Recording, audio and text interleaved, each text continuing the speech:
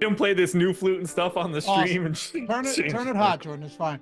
One of McCusker's best lines is where he's like, dude, I'm fly as hell and you hate it. Because he was like, he would play it on his roof in the city. Just like, I didn't know you watched that. That was a really good one. I mean, when it comes to like any of the clips that have gone viral from that, like I've seen just about all of it. He hit the wrong note and like went back, and yeah, that was great. Shane was appalled by it. Did you see the flute that they got him? It's nice. My buddy hit me up and he's like, you should watch this. And I told him, I was like, I can't, Christina is insufferable to me. Yeah. I can't watch that podcast because of like, she Agreed. just annoys. Okay. So I'm not on an island here. No, but go on and find the spot where they give it to him. It is, I'm guessing they spent a staggering amount of money on it. I'm sure. It's like handcrafted carved wood. Dude, he was probably so stoked on that too. He was shocked when he like unsheathed. I'll watch that. My buddy told me, he's like, at least fast forward to the part with the gift. I was like, I can't handle. He's like, oh, I'm gonna watch anyway. And then he texts me back and he goes, man, she stinks. They probably got like $1,000 worth of Zins for Shane. Yeah, I'll watch it. Hey, good morning. Welcome to the Stokastic.com MLB strategy show. Wrapping up the work week with a little 10-game slate. Not bad. I'll tell you, man, I love the fact that they throw in like 5, 6 o'clock games on these Tuesdays and Fridays. It makes the lift a lot less heavy. Not only that, it's a 4-game 6-4 like turbo slate to start. Like, I'm excited to just play that because why not? I asked somebody about this. I forget who it was, but do you think there might be potentially more of an edge with those? Or do you think like the same people, the same sharp people that are just loading entries into everything are just doing the same with the 640s? There's a couple different ways you could look at it, because at the same time, like the best players are making up a much bigger proportion of that contest. But at the same time, it is definitely going to be like less paid attention to than a little, like by a little bit. Ultimately, I'd say it's probably all a wash. But yeah, I think so. Like 3,500 entries are in the 10K up top. You could put in 105. Like, it doesn't take long for the max or near max entry people to just monopolize that contest. I know a few sharp people. This was like a couple of years ago, so I don't know if it's that were, excellent DFS players that said they had actually moved a lot of their action, a lot of their volume to those turbo slates. Now, maybe not when we were doing 640s, but like the 8 p.m. turbos and stuff like that, smaller prize pools, but they said at the time they were softer. So I don't know. That's not surprising. Well, and now baseball is quite possibly the hardest DFS sport that exists in terms of edge. So that might have all evaporated. Yeah, for sure. Anyway, happy to have you guys with us. Welcome to the MLB Strategy Show. If you don't mind, take 1 single second out of your morning, hit that thumbs up, subscribe to the channel, atone for your sins as we head into the weekend. Leave a comment down below. You're listening or watching after the fact. Hit us up in podcast form if you don't want to watch or listen on YouTube, Apple Podcast, Spotify. We're out there. And leave us a rating and a review too. That helps. We appreciate it. I hope the real John P from last night is watching this baseball show. He could learn something on the baseball side for being so wrong on the NBA side. Wait, John P or the real? Because I know there was a John. The real John P.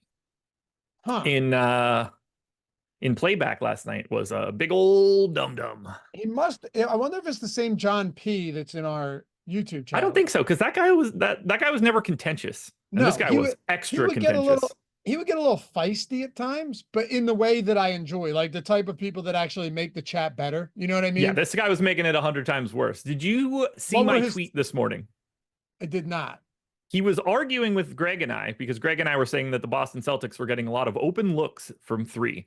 And he was adamant that that was not the case. The Boston Celtics took 27 threes in the first half of yesterday's game.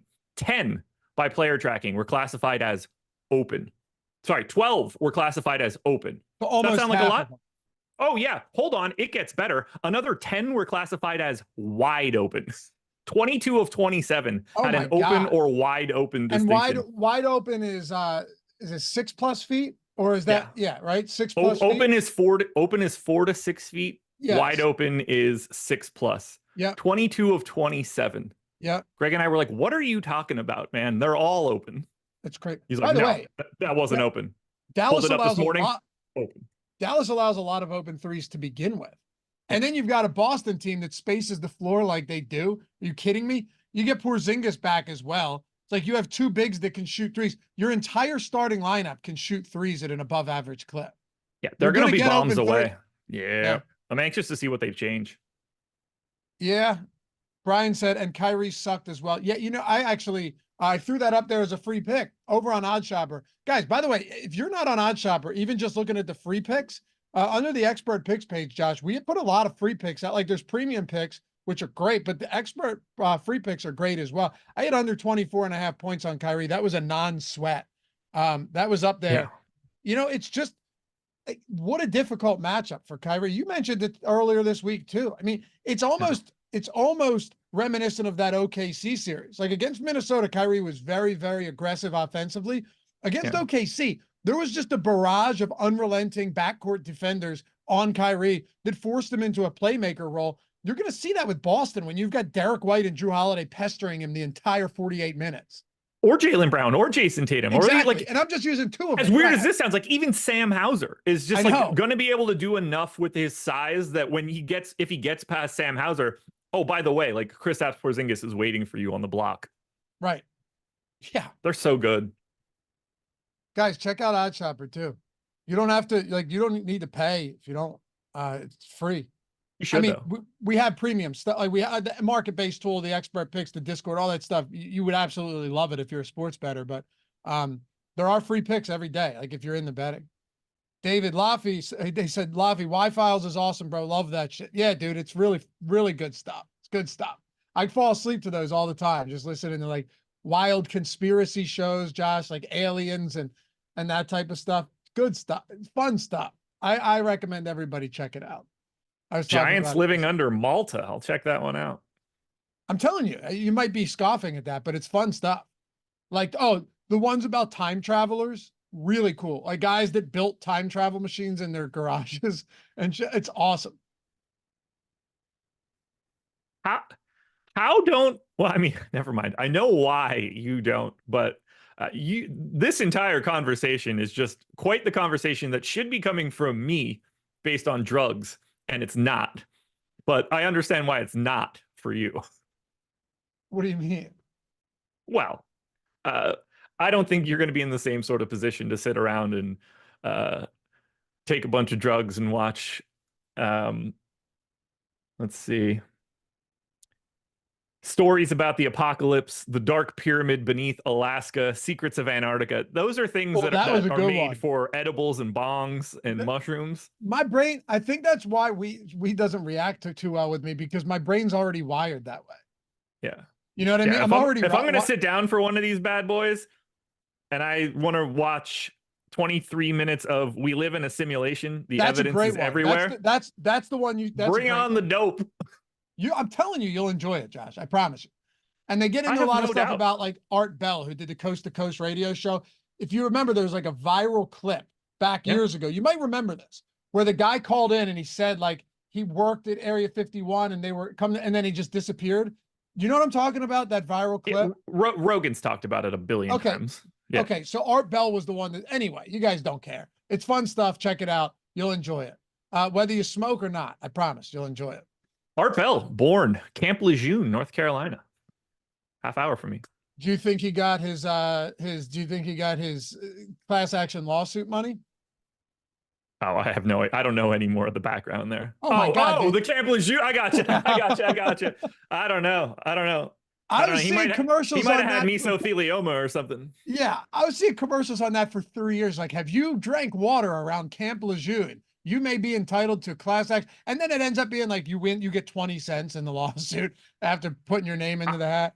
I didn't know those commercials were everywhere. I just assumed they were local, obviously. No, everywhere. Well, when I was going up and visiting my parents, and I'd be home and like they only watch cable and like shitty cable. So I would like all I would get were local politics, like a lot of Fetterman, and then those Camp Lejeune commercials. I was like, man. That's here?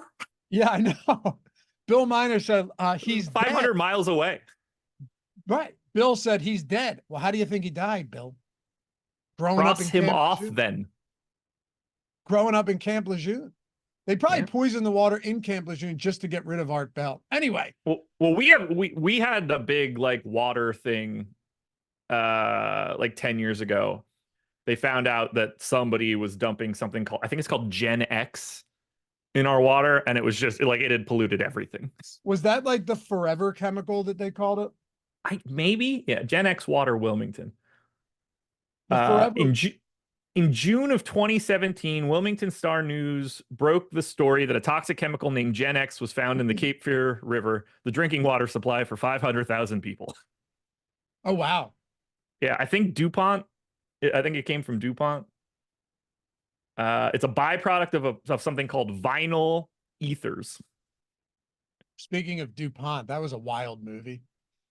Yeah, Remember that? That dude's interesting. What was that called? Like Dog Chaser or something? Dog catcher? Dog, whatever it was. It was sad. Fox catcher. What? Fox catcher. Yeah, he was demented. Yeah. All right, I guess it's time to talk baseball. Good to have you back, brother. Yeah. Murdered one of the greatest wrestlers ever. Yeah. Yeah. I never understood wrestling. I appreciate it, but I never understood it as like a spectator sport. You know what I mean? I have immense respect, but I could never, like, just pure wrestling is not something I could get into. But man, talented folks.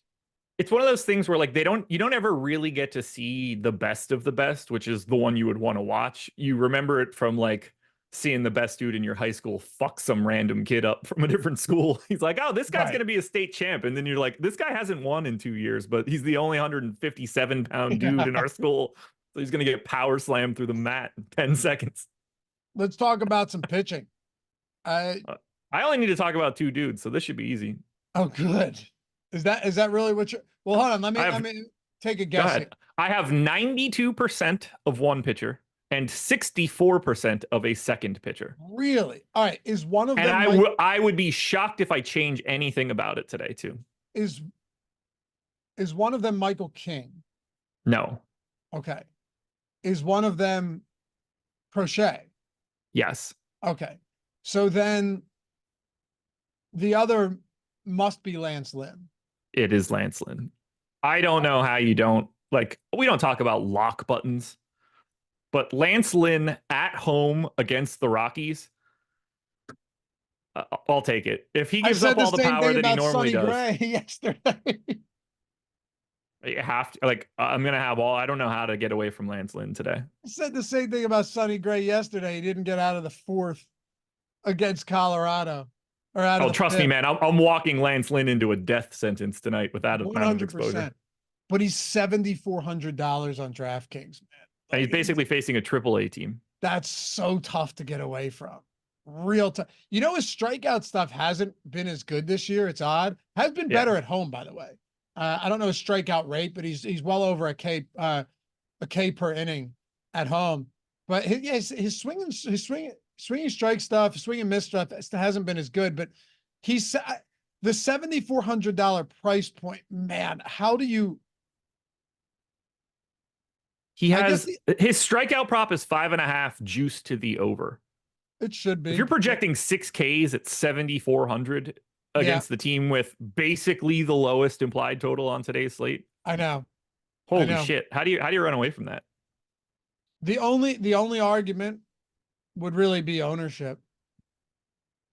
But I'll get like, trust me, to get to a lot of Lance Lynn and Crochet together, I am not playing offenses that feel like they should be played. Yeah, for sure. Lance Lynn also, total pitching outs, 17.5, big juice to the over at -152. So you're talking, I mean, he's essentially projected at 6 innings and 6 strikeouts. Yeah. At 7,400. 7,400. 21% K rate this year, 23.5 the year before. So it's coming down, but total still like an average pitcher. Total earned runs, 2.5, -175 to the under. Yeah.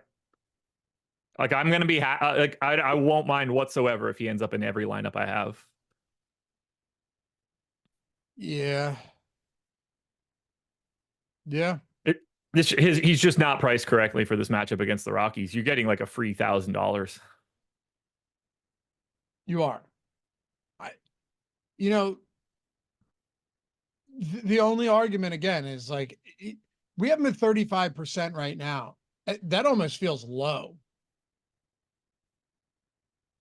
I was a little surprised that it was only 35, but at the same time, it is a 10-game slate. So I know it still seems a little low though, just because he's that price. well, I hope something happens and it gets lower. Yeah. But I mean, it's not gonna matter. also, for what it's worth, there's a decent amount of pitchers you can kind of just write off. And I don't Yeah. say that in the sense of like, you have 0% of this guy, but guys that you're not going to prioritize. Griffin Canning against Houston. By the way, I talking about the free picks over at OddsShopper, Yordan Alvarez to homer today. Best odds on BetMGM at plus 222. Just a phenomenal match. This is like as good a spot for Alvarez as you could possibly get. I was going to shout out that he is the best play on today's slate. There you go. He is my most exposed hitter. He is in nearly half of my stuff. There you go. I mean, this spot against Griffin Canning, first of all, fourth best homer park for lefties in the league, essentially second. You and I talked about this last week, right? Yeah. Or earlier this week. Not only that, but Canning has allowed more homers to lefties than any pitcher in baseball. 2.34 home runs per nine. He doesn't strike them out. He doesn't get ground balls against them. Alvarez doesn't strike out against righties and hits fly balls and has an amazing, I know it's just one batter we're talking about here, and there's a lot of righties for Houston, and I don't know if Tucker's even going to play, but this could be a long day for Griffin Canning, even if you're just one-offing a lot of these Houston bats. I'm definitely one-offing him a lot. I think Big he's time. just showing up as one of my extra dudes in a bunch of lineups. Yeah, 184 x ISO for Canning over the past year and a half to lefties. And Alvarez is like the lefty. It's tough. Also, for what it's worth, 238 x ISO versus lefties this season, 389 x WOBA. And he's been worse. 266 ISO, 399 WOBA versus lefties. Yeah, this is as good of a spot as you're gonna find. It is. Really is, man. And we'll talk about all that, obviously. We will. Jordan, I have 40% Alvarez right now. He's the best play today. Now, Yeah. like, you can make cases that if he's going to be what he is and like who's around him. I mean, anybody really around him. Like, you want to say that he's over-owned, like, as an individual, I can get behind that, but I think he's pretty clearly the best bat. He has my highest implied ownership of any player, and almost by a full percentage point, which is pretty hard to do in baseball. For sure. I also have a ton of Julio Rodriguez. He is in 20% of my lineups. He was one of my most exposed hitters yesterday, but he sucked. He was 0 for 4 with 3 Ks. Yeah, oh yeah, almost the sombrero. And it was the dude I needed too. He has not been great this year. No. Hopefully against Daniel Lynch the fourth, that changes. Old Danny Lynch. How about the Cabbage Patch Man? Where's Bug Boy at? He was in here yesterday talking about it. I mean, the moment I said it, every single person that ever watched the show more than once knew that dude was going yard. Yeah. Like short Lance Lynn, like a single game parlay of his unders today is, I might do it just to cover myself. You might have to get Billy Brussels sprouts in there as well. I'm going to look into a Lynch same game parlay.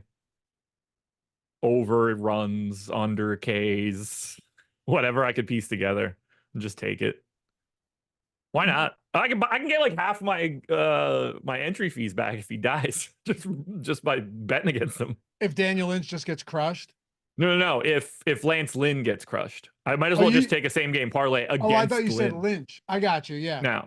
Now, life hedge, same game parlay. Hold on. Let me cook one up real quick.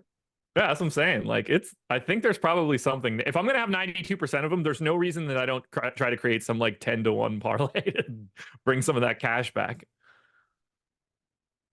It's just like with those correlated odds, sometimes you're just getting dog shit. Oh yeah, but it'll feel nice when he gets bombed. Oh, for sure. All right. So let's see. Lance Lynn under 5.5, you're getting plus money. Uh, let's see if Lance they'll even let Lynn's us. Let's see if they'll even let us parlay these. Nope. You can't even parlay outs and strikeouts. So hits allowed. I'll go 6+. they won't let you. Strikeouts. Yeah, it's hard to find anything. Yeah. Some books might. FanDuel doesn't. You could probably do like first 5 inning runs for Colorado. I've tried a lot of that stuff. It's tricky. It's tough to find. Like they know full and well what's correlated. So Yes, if you're they do. going like over, over total runs, if first 5 innings for the Rockies and then under strikeouts for Lynn, I don't think you can do it. Yeah, there's not. First 5 innings, Colorado. I'm gonna piece something together. I'm gonna piece something together here. King Crown said, check the weather for the Royals Mariners. You think it plays? I'm usually looking at that later in the day because it's so tough to tell now. But let's see. I don't know. You got winds blowing out to left field. You can get over 5.5 runs along with Lance Lynn 6+ hits. Those two combined get you to plus 390. What is it? Over 5.5 runs for the Rockies, 6+ hits allowed for Lance Lynn gets you Okay. plus 390. Dude, or just same game parlay, total base props or hit props for the Rockies. Yeah, that works too. That would probably be the way to do it. Just No, do because that. then I'm gonna lose and just because I picked the wrong Rockies. Yeah, they're gonna have 15 hits and your three guys have none. Yep. Yeah. Nothing is more obvious than that. Yeah, it's gonna be Jacob Stallings. Even though he won't be in the lineup, I don't think. But there's just kind of like a mishmash of pitchers that are okay. Do you see it that way too? Like there's a few guys that really stand out, and then there's a bunch of guys that are just okay. Like Justin Steele against Cincinnati. I can make a good argument for and against Steele here. The argument against or for him is that he's better than his price point. And I know that he hasn't been amazing. He came back, he was hurt, started the season late, right? He's made 7 starts. He's looked like 2 starts ago, 7 3-hit scoreless 8K innings. Really good stuff. Aside from that, though, he's been okay. He's been all right. Not great, not bad. But at the same time, Cincinnati, their K rate is so much lower against lefties than it is against righties this year. I don't know if you care about that, but this is in Great American Ballpark. It's a good hitter's park. So I think there's arguments to be made for and against Steele here. And then like Yamamoto, 9,800, that's against the Yankees. No team is better against righties in essentially every category across the board than the Yankees. So like, what do you do with some of these guys? Lodolo, Valdez, Logan Webb in Texas, those type of guys. Well, I don't play any of them basically because of how much I have of those other guys. I'm getting weird and stacking against a lot of what you just talked about. For example, the Cincinnati Reds are my second most exposed stack at this moment up against Justin Steele. I don't have a single share of Yamamoto. I don't have Nick Lodolo because I have Cubs stacks against Lodolo. I have a lot. The Reds Cubs game is the game that I actually have the most of. So I'm stacking against both of those pitchers. Stacking against Lodolo does not feel fun, yet it's happening. The only guy that I actually have like a decent stand on outside of Crochet and Lance Lynn right now is Chris Bassett, 8,300, about 22% owned. Don't have a lot that I could add to that one. It's simply just he gets to pitch in a good park and he gets to face the Oakland A's, who strike out a lot. So you are essentially getting to the chalk. Yes, I am jamming arguably the 3 best pitching options based on ownership. Michael King is technically ahead of Bassett, but I have a little bit more of Bassett. I have a lot of Michael King today. I was a little Okay. bit surprised by that, a lot. And I think one of the reasons is just, because it's, first of all, it's not like this matchup is fantastic against Arizona. They have not been That's good against. average. That run total looks really good though. What are they at? Like 3.9? Yeah, that sounds right. I have it at 3.5, so 3.9 is probably what's in our Okay. stuff. Yeah, I haven't looked. I'm just guessing. I don't remember. I have it at 3.5, so it's probably somewhere in that 3.8, 3.9, 4 range in Okay. our stuff. We have it at 3.8. There you go. That it's not bad. Arizona is not a high strikeout team, No. but they also, dude, they have really underperformed against righties this season. I mean, big time. They have a 95 WRC plus, 302 WOBA, 140 ISO. These are all like below average numbers. 21.7 K rate. That's 17th. It's essentially middle of the road. And with Michael King, if we know one, first of all, Michael King is the type of guy that like he can just get shelled. Yeah. We've seen it, right? We've seen him get shelled. The problem with him is that he does give up power, 1.6 home runs per 9.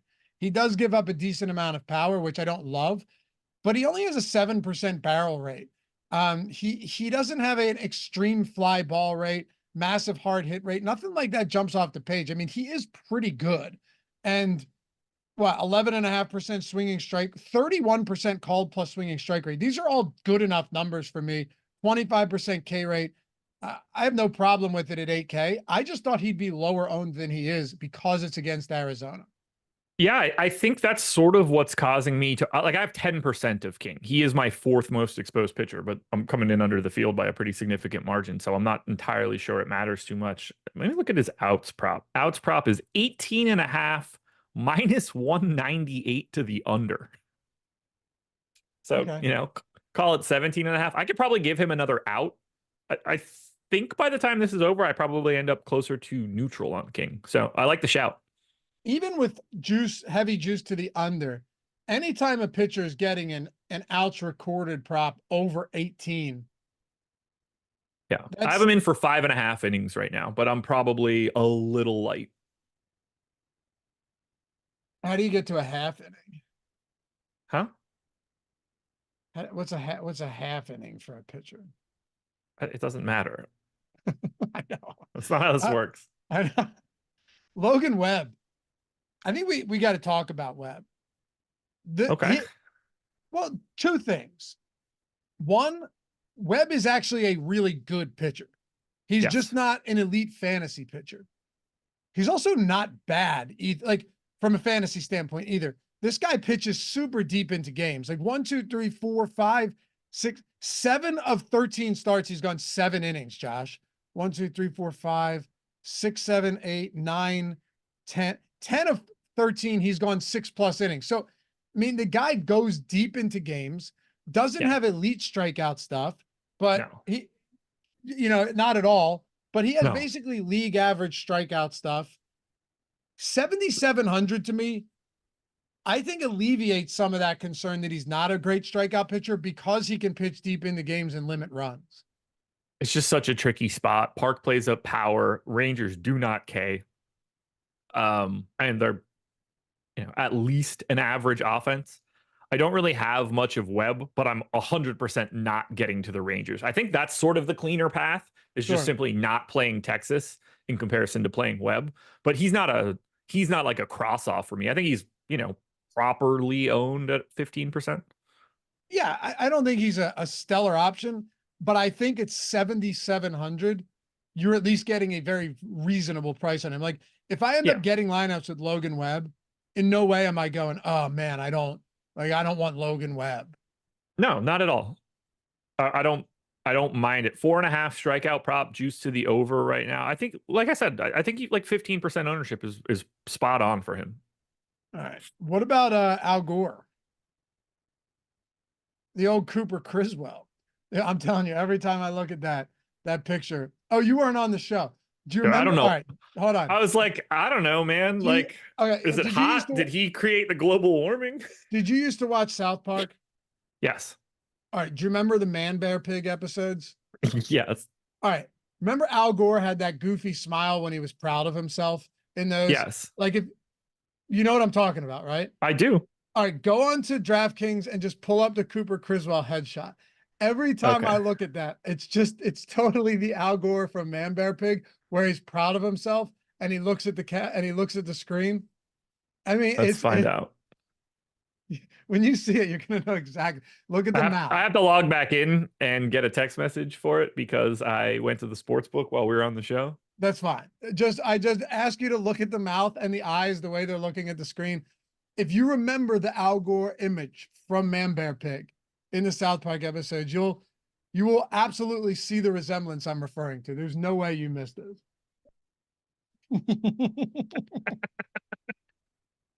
You see it? Yes. Oh, That's that's the it. same face. I'm looking It's at the Al Gore Man Bear Pig pictures Yeah. now too. I'm super serial. Exactly. It's uncanny. For cereal. Do you like Oh him my God. against the White Sox today? No. 7K. No, I don't have any of them. I don't have anybody. I essentially don't have anybody below Lance Lynn. I have a random share of Justin Steele. Everybody else below that is to me a no-go. I'm 2x the field on Criswell right now, which is 13. I'm getting like 13%. Okay. Let's talk through it then. Well, I mean, the spot is awesome. White Sox suck. They are next level bad. Yeah. I don't love the win equity going up against Crochet. Right. Like, that's one thing that I don't feel great about. But if we're looking at this just from both sides, the White Sox still have a sub 4 implied total. Like they still go ahead. I'm surprised I'm not getting a little bit more. I think a lot of it just has to do with the fact that if I already have 92% of my lineups with a $7,400 Lance Lynn, I no longer need Cooper Criswell's 7K savings. I guess my thing though is, all right, what makes Chris Bassett that much better than Cooper Criswell in this spot? Like Criswell is $1,300 cheaper. He has a 23% strikeout rate on the season, 3.47 xFIP, 3.5 xERA. He's only walking batters at what? He's walking batters. I lost it at a 5% clip. He hasn't been that bad. He actually, and he has a 63% strand rate. So I'm not saying he's going to go out there and mow them down, but against a really bad team, 6% ownership right now. What we have projected to Criswell at 7K, while we have like Lynn at 35 against a bad team. We have Logan Webb, 7,700, 15% in a much worse matchup. Steele at Great American Ballpark at 10%, essentially the same price. Not saying Criswell's as good as them, but at 7K in a great matchup with a slightly above league average K rate. I don't think it's insane. I don't either. I just think that I'm blocked out from him personally because the spot is really good. 15.5 is the outs prop for Criswell. Strikeout prop is 4.5 juice to the under. I think I'm right on where he should be. I just think like if Lance Lynn were $800 more expensive, I'd probably be getting some Criswell. That's fair. Like I have Lance Lynn 5.5 fantasy points ahead of him for $400 more. I just can't. I'll never make that ground up. You know, I was looking at this and I'm like, man, he really hasn't been throwing a lot of pitches. But then I realized like 79 pitches, but that was 5 1/3 innings. They might have just pulled him in that one to get the like to get a lefty matchup or something. But he was at 79 pitches through 5 1/3. He got blown up against Baltimore. Against Detroit, he went 5 innings, 5 strikeouts. That was a great start.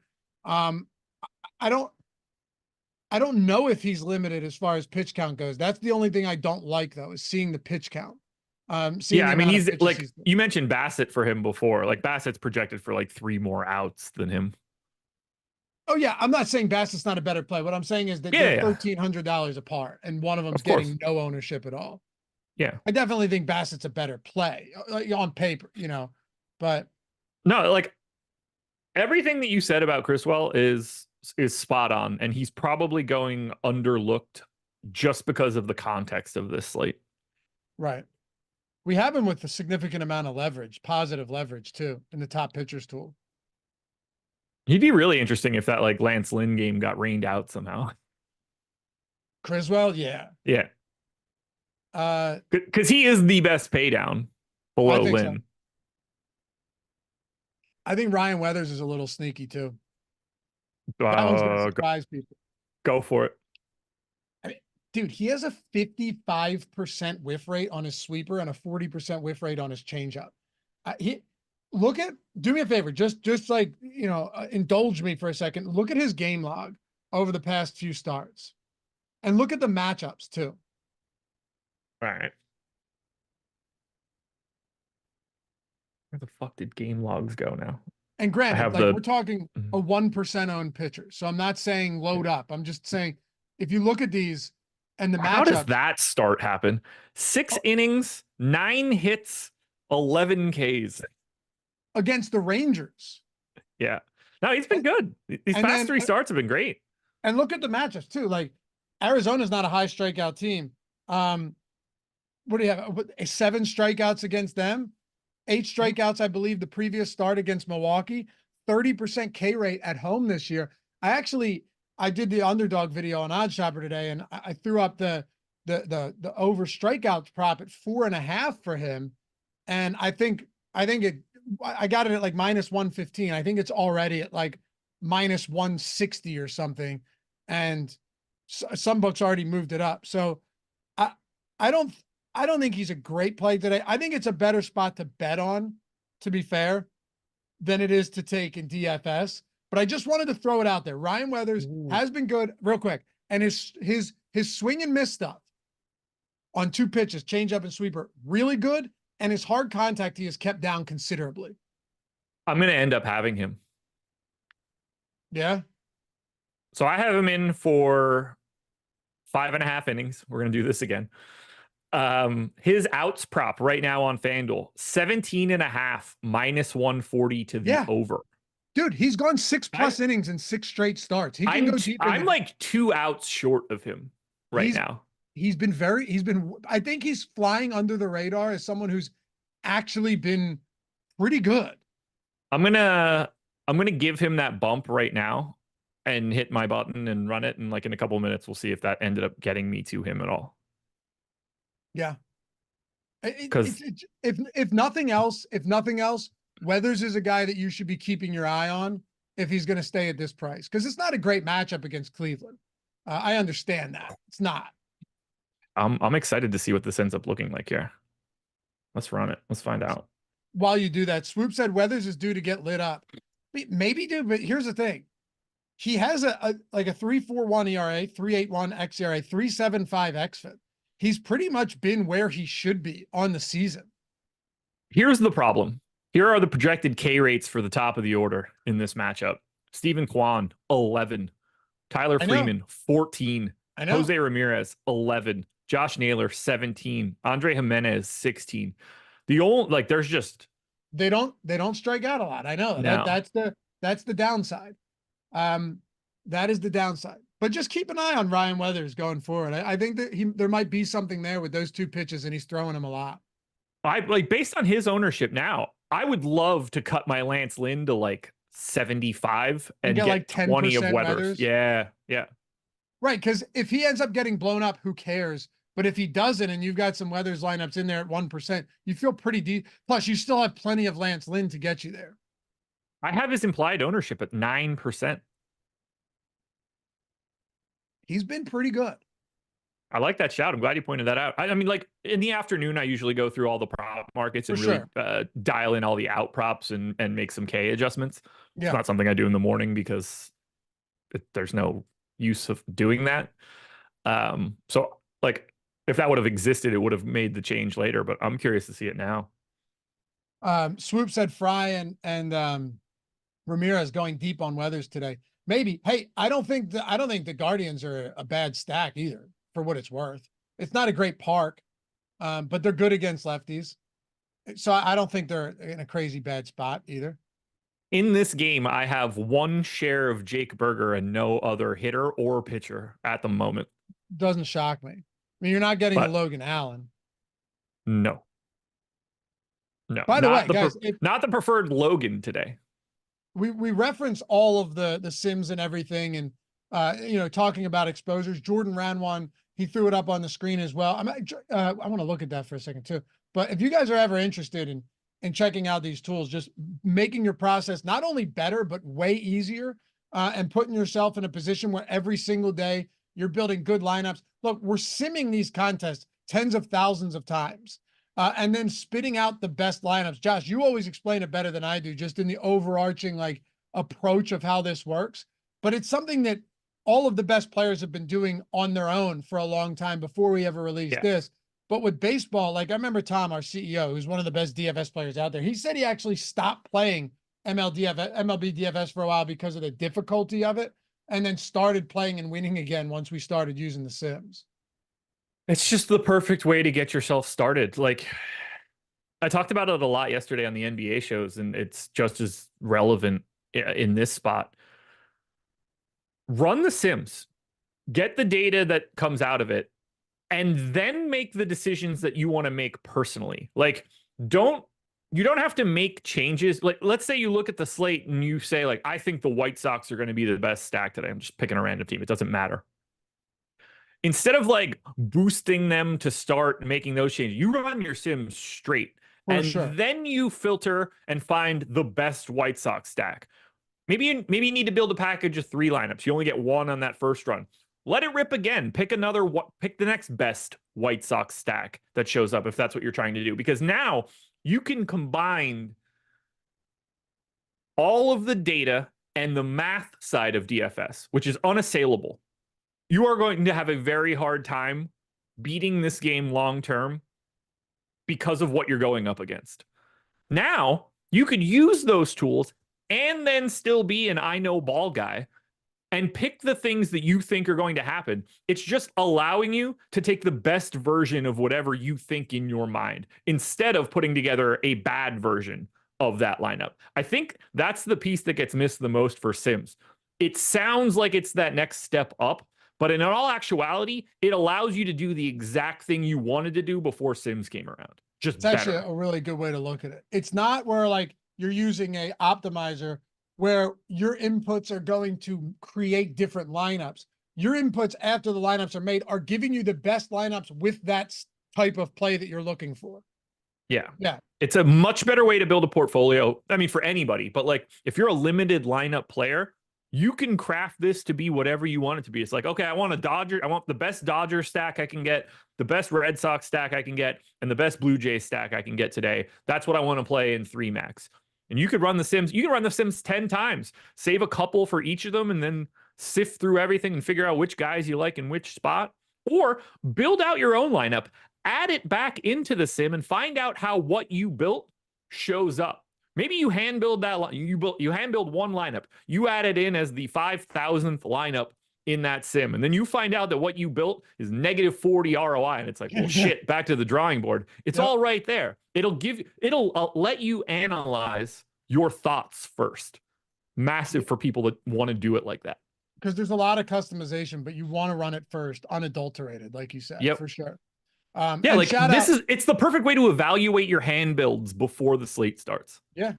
If that's what you want to do. Yeah, I was going to say, or just not worry about hand building. And well, yeah, but so many people love it. They think like they want to be hands-on. Now you can do that and get real-time feedback before the contest starts. It actually makes the hand building process better by a mile. Yeah. Yeah. And one more time, shout out to our boy Joey Prindle. Said thank you for the Sims and awesome content. What a night. Took 60K down in the 555 the other day. By the way, I found out that he won a ticket in the $40 like satellite for that, which is awesome. Or qualified $40 got him to that 555 to 60K. 60K. So talk about laddering up quick. Shout out to Joey. You guys want to check out the tools a week, a month, however you want to play it. Links in the description and in chat. Hit us up in the Discord. Say hello when you sign up. And if you have questions, you know where to find us. Happy to help. All right. Any other pitchers? I think we can move the bats here. I reran it and still didn't get him. Okay. I figured not, because Lance Lynn's just going to show up so much better for you. And so is like probably Bassett and those guys, you know. I thought it was going to show up, honestly. I'm only getting like 1% Ryan Weathers right now. He was just a guy I wanted to shout out because I think in the coming weeks, you may look at him and go, oh, wow, there was a time where this guy was like a 6 and 7K pitcher and he's not anymore. Yeah. Okay. Well, I was really hoping I was going to get him there. I didn't. I ended up getting more Crochet and a little bit less Lynn. Yeah. So it's just, you just shuffled around already the two highest owned guys. Mm-hmm.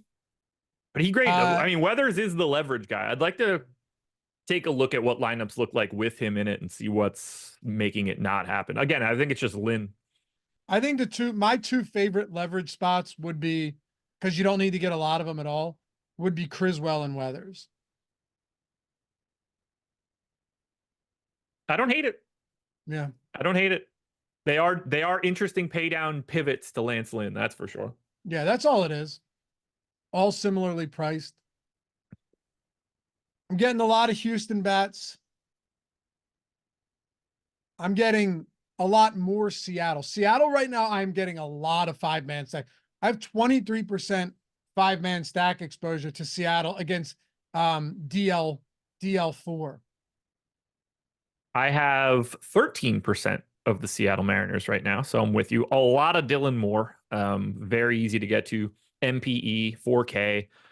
He's a guy that I'm going to have quite a bit of. But yeah, I'm well over the field on the Marlins right now, or on the Mariners right now, even though they are quite chalky. They're the 4th highest owned team. I'm also getting a ton of the Royals on the opposite side here. They are my most exposed team. That's what happens when you play chalk pitchers in everything that you have. Now, this is the only game that has weather concerns. For anybody asking right now, who gives a shit? Let's let 6 more hours of weather move around, and then we'll have a much better idea of whether or not this one's looking good. But for right now, keep an eye on it. It's the only game that has any weather concerns. Yeah. It is the only game. So we'll pay attention to it. But I have little faith in Daniel Lynch here. This isn't a guy who I think is going to be particularly great. What do we have? What do we have their implied? We have them with the 2nd highest implied total on the slate, essentially tied with Houston for top stack probability, team total, all of that. In the top stacks tool, by the way, that comes with the Sims. All of our MLB tools come with the Sims too. So it's not like you just be getting the Sims. Top stacks tool, Seattle is #1 in stack score. So I'm not surprised I'm getting them, particularly because while they are owned, they're not, it's not like egregious ownership. They're the 4th highest owned stack right now on the slate. No, but it's Dylan Moore at 15%. Like, it's not like anybody's really problematic there. Everybody's right around 10%, basically, except for the ass end of the lineup. But no, I mean, Lynch isn't good. The park sucks for sure. Like, it really does limit power in a big way, but it's a really nice run total in a park that limits power. This is just kind of the spots that I like to get to, though, because one, he can give up power. All right. He's 264 career innings in the majors, 1.4 home runs per 9. Ground ball rate is below average. Like all of the numbers kind of just jump. A strikeout rate is 18%. And over the last 2 years, it's hovering around 16. He's just the type of guy that, like, if things start to unravel, he's not going to get bailed out by hard hit ground balls to the shortstop. Here are I have I have 5 teams with 10% or more exposure. Astros, you're in for that one, right? Yes, absolutely. Royals, probably a little bit more of a tough sell here. Against Bryce Miller. Yeah, very. I'm jamming the top of the order. So it's all Garcia, Witt, who might be the best hitter in baseball right now, Pasquantino, Nelson Velasquez. I don't think that's crazy. The Mariners. I obviously know that you're on board that's there. Right now high. Yeah. This is the one this is what happens when you're trying to get away from 2 chalk pitchers. I have the Cubs against Lodolo. Terrible place to want to get him. Other than the park. Saving grace is, it's... Hold on. Where's the fucking weather? Okay, 80 degrees. Warm enough. But definitely don't like that spot. But if you're going to have Crochet and Lance Lynn, you probably need a stack that's a little bit further down the line. And then Oh, the by the way, Giants. winds, hold on real quick. Winds are blowing out in Great America in the left field at 10 miles per hour. Lodolo is a lefty. So Yeah. this is actually, it actually sets up 80-degree temperatures, 10-mile-per-hour winds at Great American out to left. It actually sets up as a pretty, the Cubs are my third highest exposed stack right now against Lodolo. Well, I'm actually with you. And Giants are the other team I have 10% of. They're not pulling much ownership at all in Texas. Michael Lorenzen on the opposite side, happy to get to the Giants. Okay, so we're mostly there. I mean, as far as the top 5 go, not as far as the exposures go. Yeah. But yeah, Seattle, Cubs, Houston, you mentioned all 3 of them. The one that I'm getting to that you apparently aren't getting any of, which actually surprises me, is St. Louis against Austin Gomber. I have 8%. Okay. They're my second most. I'm right at the field for all, like around 15% of Wynn, Burleson, Goldschmidt, Arenado at the top of the order, neutral on Herrera. I'm dead neutral on St. Louis right now. Yeah. Well, so the problem for me for St. Louis is 1, they're getting some ownership. 2, I'm jamming the chalk pitchers. And 3, the Cardinals are the #1 value stack for today. And if I'm playing so much Lance Lynn, value is less important. And I think that's why I'm not getting to as much St. Louis. Because their most expensive bat right now is 3,900. They are free to get to today. Is that really their most expensive bat? Paul Goldschmidt's 3,900 today. Oh, at least in the lineup that I have. Nolan Gorman's 3,800. They have 3 guys in the projected lineup that are essentially minimum salary. Yeah. Not that I would assume you're going to be getting a lot of those, far I don't have a single share of any of those idiots. No. But yeah, I mean, if the top of the order is already free, getting to the free part at the bottom of the order is rarely going to be the spot you get to. Exactly. I will say, yeah, right. I will say something. It's funny that like Colorado's bats are even worse than expected this year. Their pitching's actually been a lot better than expected. I want to look. Hold on. And by it? expected, I'm not saying it's been good. What I'm saying is coming into the season, I don't think anybody expected, like Cal Quantrill to be really solid. Cal Quantrill's actually been good. And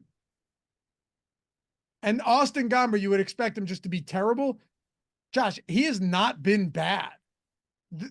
He's actually been fine.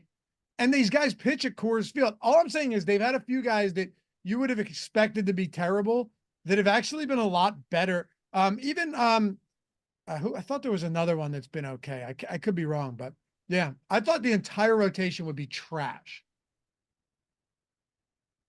Their hitting is. That's what I'm saying.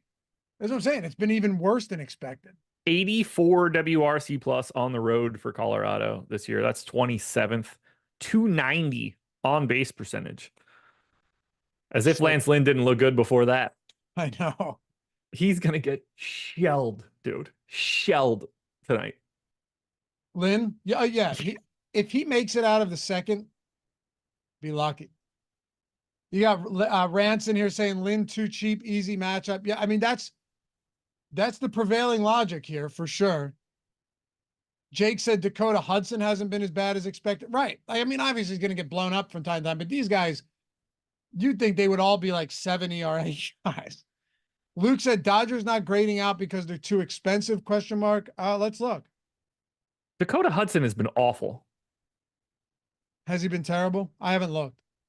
511 xFIP, 5.1 Ks per 9, 5 walks per 9. Yeah, he's been pretty on the road though. He's actually been fine. 12% K rate, 12% walk rate.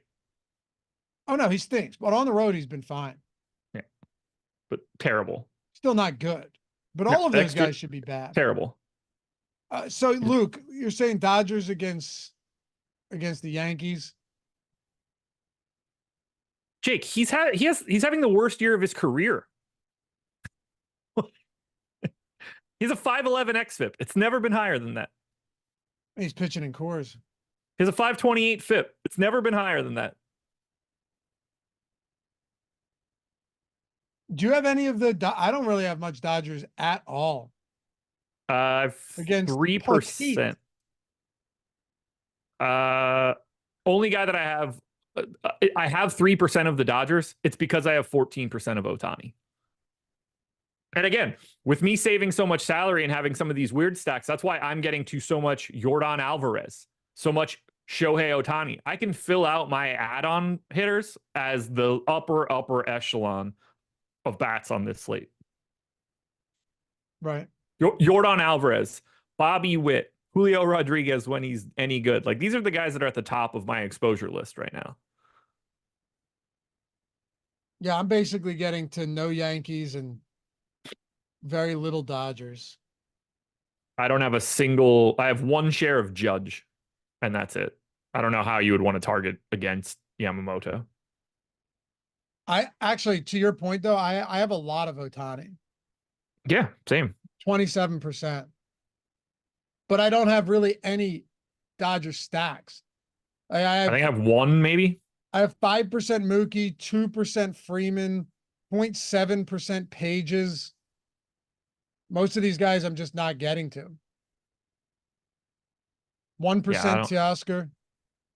I don't expect to have much of the Dodgers. I have 37% Mitch Garver. I'm just going by position. First base, I have 52% Goldschmidt, 27% Ohtani, 20% Ty France. Dylan Moore, Altuve, Nico Horner are my three at second base. Arenado, Dylan Moore, Patrick Wisdom. Obviously, this all lines up with the stacks, right, that I've been getting. Mason Wynn, Bobby Witt. Yeah. De La Cruz. And then outfield, Julio Rodriguez and Alvarez, by far my highest exposed. Then Ohtani with the MPE, Suzuki, Haniger, Burleson. Yeah, a lot of Seattle, Houston, decent amount of Cubs and St. Louis for me. That's what I'm looking at right now. And then like the Ohtani one-offs. It's a good slate. Yeah, definitely. Top three, give me your top three pitchers. I think it's probably easy for you, but we'll do it anyway. Lynn, Crochet, Bassett. And then if there was one guy you were getting to, I know you're not, but like if there's one guy you like that is lower owned that provides good leverage. It's probably Ryan Weathers now. Yeah. I'll go with your three, but then also with Weathers and Criswell. I like them just as under the radar options. Yeah. Top three stacks. Astros, Royals, Mariners. Okay. Yeah, I'm in order of our stacks tool when it comes to the Sims. Seattle, Houston, St. Louis, Chicago. Homer pick. Give me Yordan Alvarez. Way to go out on a limb. Hey, look, man. Here's the cool thing. There's no odds when it comes to DFS. Yeah, you got to pay more, but a home run is 16 regardless, or 14 regardless. Give me Ohtani. He's second in my home run model. And you're going out Alvarez is number one with a bullet. Well, if you weren't going to do it, Alvarez is number one with a bullet. Ohtani is very clearly number two with a bullet. And then it starts to bunch up a little bit more with Judge, Morel, Wisdom, Stanton. Where do you have Julio? Home run chance? Mm-hmm. Not high. Huh. 23rd. 23rd? Mm-hmm. Well, I hope that's wrong. I'm getting a ton of them. I mean, could just as easily be 13th. Gotcha. Like, if the run total goes up a tenth of a run or something like that. Like, he's really bunched up. Where do you have Garver?